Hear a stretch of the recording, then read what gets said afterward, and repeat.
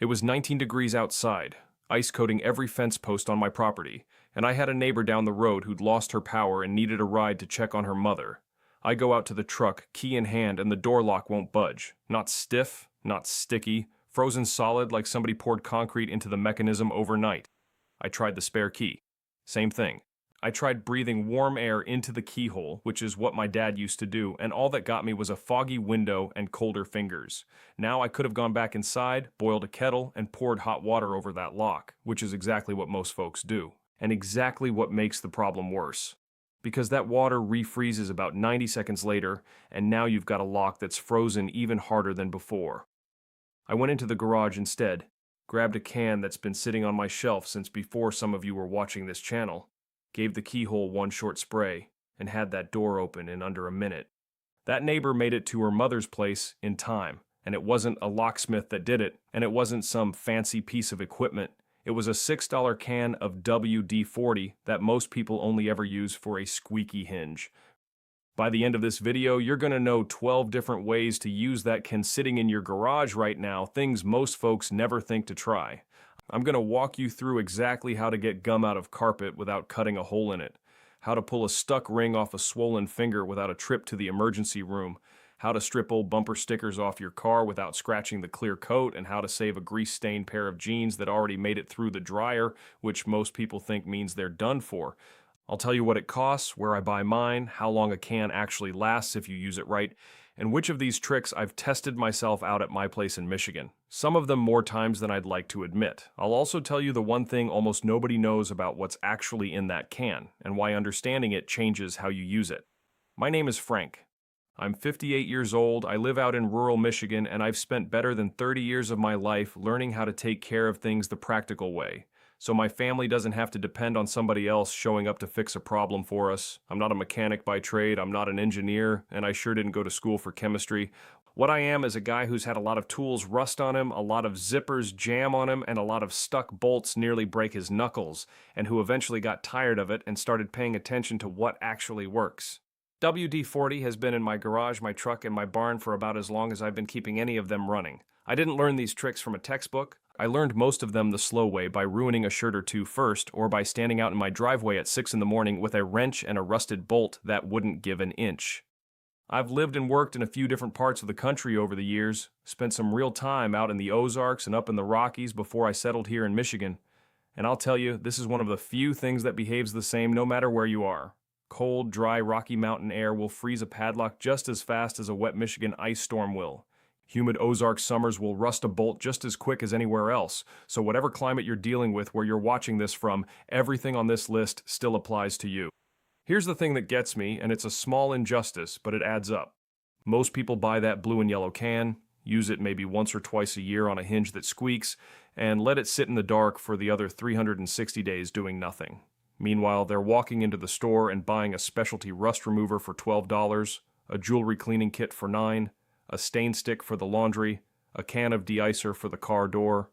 All separate products, all sitting on separate shelves when one can they already own in their garage could have handled most of it. Nobody's hiding this from you on purpose. It's just that specialty products get their own little display at the checkout line, and a can of WD-40 doesn't come with a marketing budget explaining everything it can do.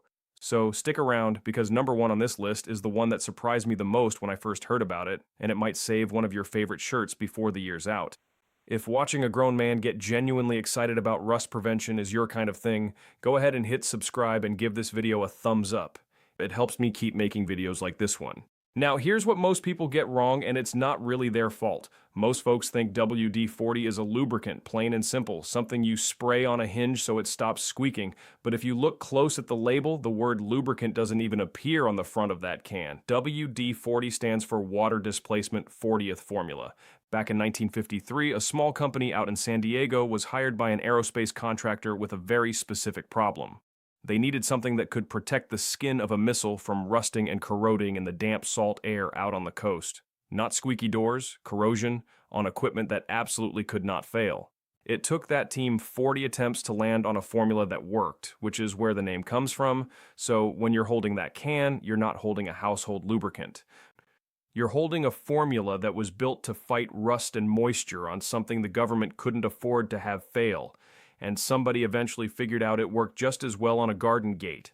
And that little company out in San Diego, they weren't guessing.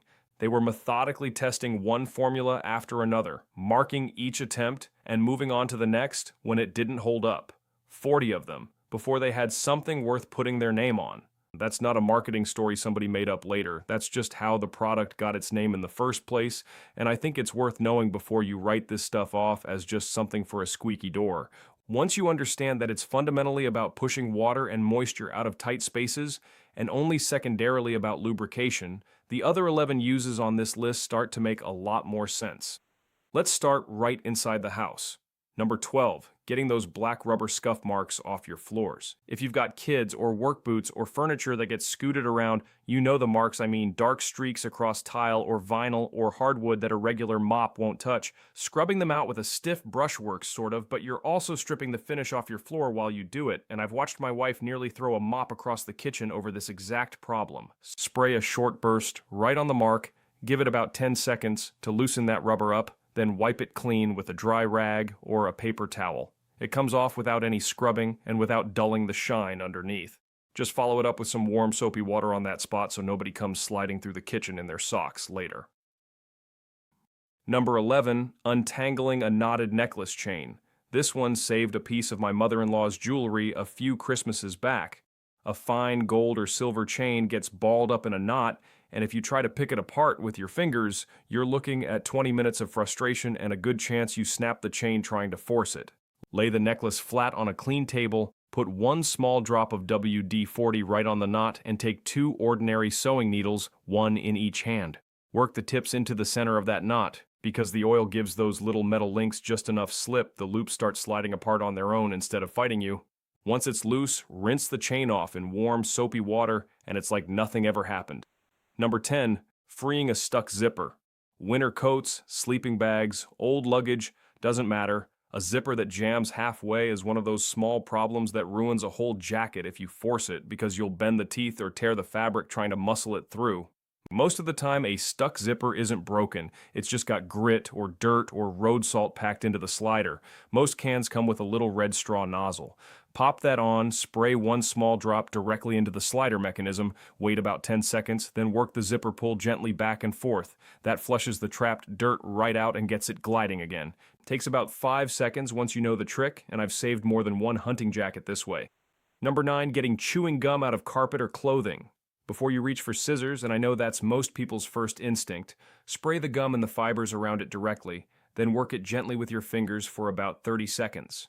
That breaks down the sticky texture of the gum until it loses its grip on the carpet fibers, and the whole clump lifts right out clean. Wipe the spot down with a damp cloth afterward, and you'd never know what happened. My youngest grandson tracked a wad of gum into our living room rug a couple summers back, right in the middle of the floor where you couldn't miss it, and I was fully prepared to cut out a patch of carpet before I remembered this trick. Save the rug and save myself an awkward conversation with my wife about replacing it. Number 8, and this one's more about prevention than cleanup, keeping wasps from building nests under your porch eaves. If you've got wasps or hornets setting up shop around your outdoor lighting, your deck railing, or even your mailbox, you don't have to wait until somebody gets stung before you deal with it. Spray it along the eaves, the railings, and any corners where you've seen them scouting. Wasps don't care for the smell, and it discourages them from building there in the first place. They'll go find somewhere else to set up. I do this every spring before they get established, and it's cut down on stings around my place considerably. My grandkids play out in that yard all summer, so anything that keeps a wasp nest from forming 3 feet over their heads is worth 30 seconds of my time in April. Number 7, loosening rusted bolts and frozen padlocks. If you've ever worked on a lawnmower, a grill, or an old truck, you know the feeling of a bolt that just won't turn. Force it with a long wrench and you'll snap the head clean off. And now you're drilling out broken steel for the better part of an afternoon, which I have done and do not recommend. Spray it directly into the threads or the lock mechanism, and give it 2 to 3 minutes to soak in. That liquid works its way into the microscopic gaps in that rusted metal. Tap the bolt head lightly with a hammer a few times to break the rust bond loose, then turn it. That gives you a real shot at backing it out in one piece instead of snapping it off. We're about halfway through this list, and if you've been keeping track, that's already 6 different products you might not need to buy separately. The next 6 are where this can goes from a simple garage fix to something you'll reach for all over the house, and the last 2 on this list are the ones that genuinely surprised me the first time I saw them work.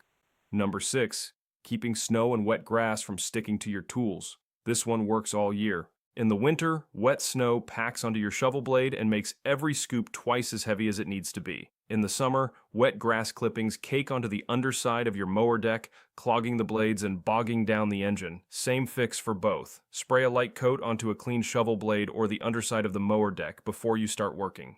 It creates a slick barrier that keeps snow, ice, and wet grass from building up. Your shovel clears easier, your mower cuts cleaner, and your lower back thanks you at the end of the day. I want to pause here and mention something because it ties right into this.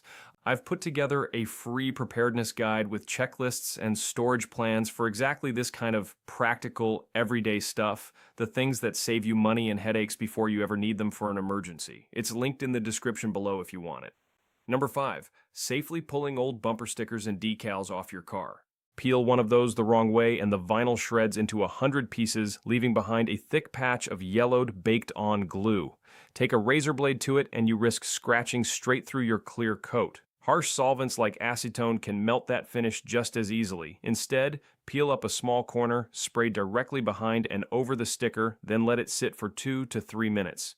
That breaks down the acrylic adhesive underneath, and the sticker peels off clean in one piece. Any leftover glue wipes away with a microfiber towel, no scraping required. Number 4, removing tree sap and baked-on bugs from your paint. Long highway drives leave your bumper caked in bug splatter, and parking under trees all summer leaves sticky sap spots across your hood. Scrub either of those off with a hard sponge at the car wash, and you're grinding grit into your clear coat.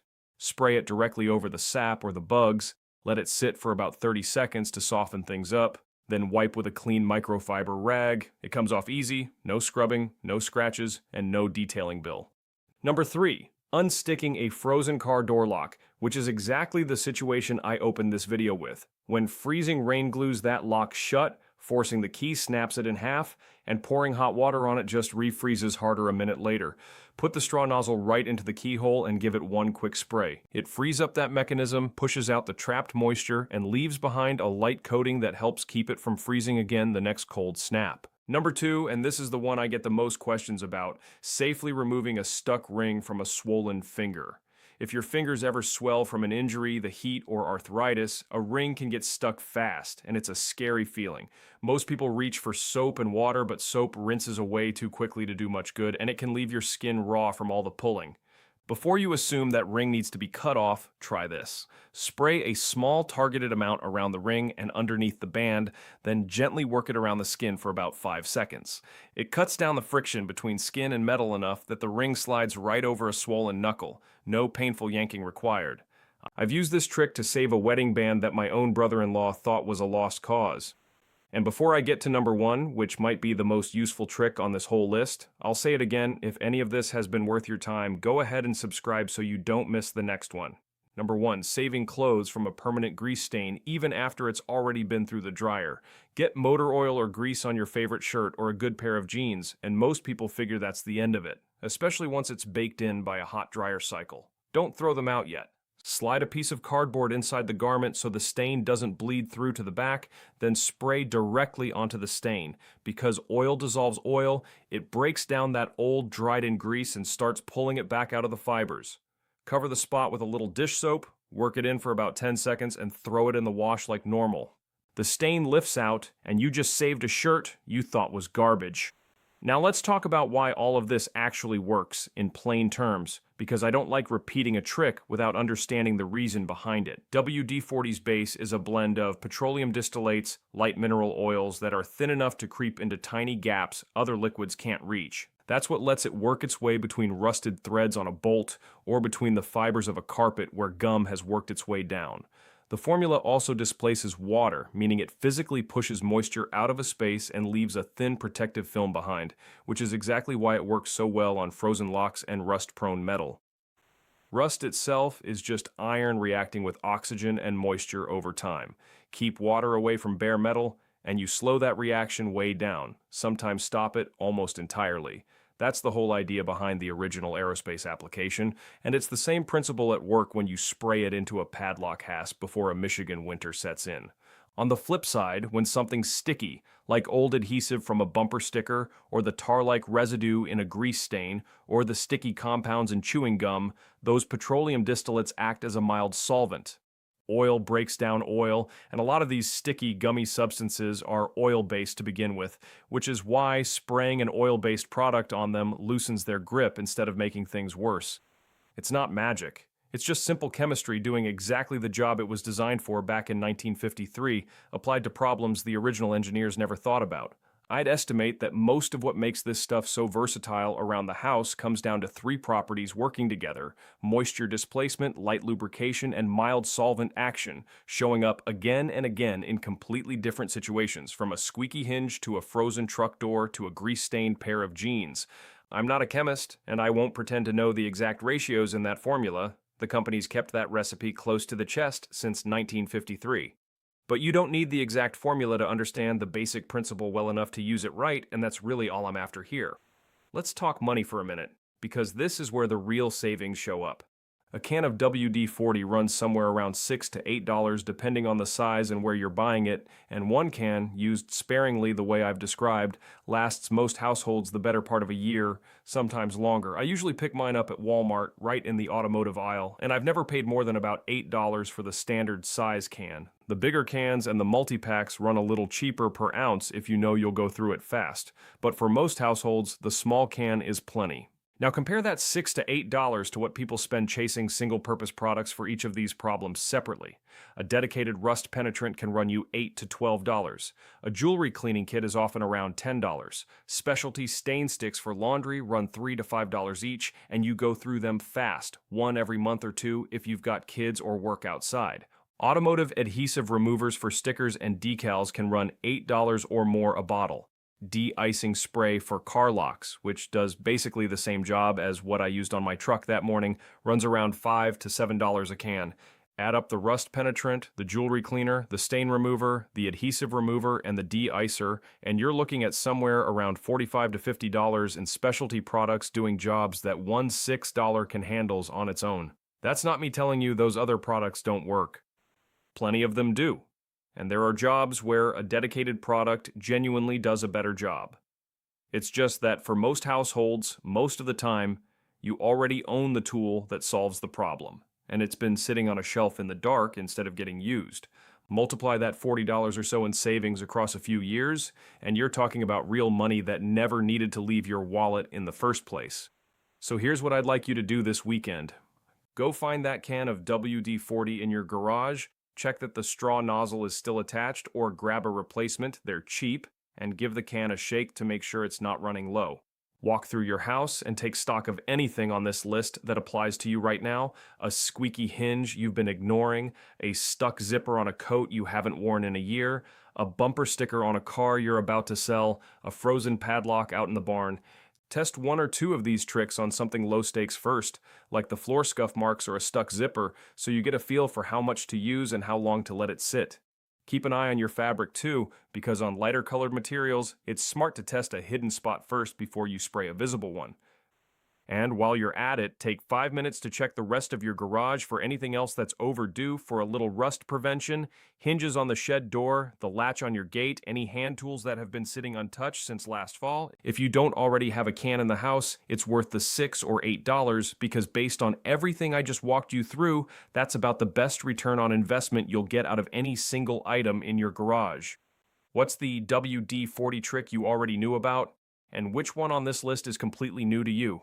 Let me know down in the comments. I read every one of them.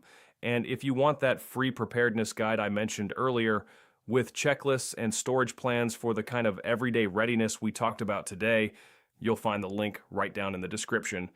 Next time, I'm going to walk you through how I set up my water storage at home, how much you actually need per person, and the mistakes that cause most people's stored water to go bad long before they ever need it. Preparation isn't about living in fear. It's about protecting the people you love before life gives you a reason.